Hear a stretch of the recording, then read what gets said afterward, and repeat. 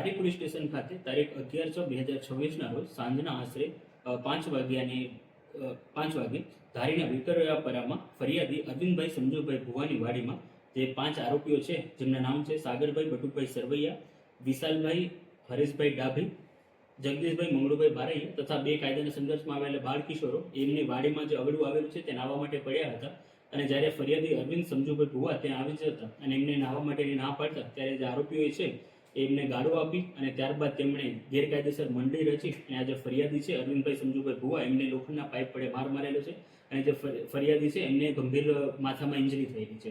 ઘટનાની જાણ થતાં ધારી પોલીસ સ્ટેશન ખાતે ભારતીય ન્યાય સંહિતાની કલમ 109 એટલે કે અટેમ્પ્ટ ટુ મર્ડર હેઠળ ગુનો નોંધવામાં આવેલો હતો અને તાત્કાલિક જેટલા પણ આરોપીઓ છે એમની ધરપકડ કરવામાં આવેલી હતી. આ સાથે સાથે આ જેટલા પણ આરોપીઓ છે એમને જે અસામાજિક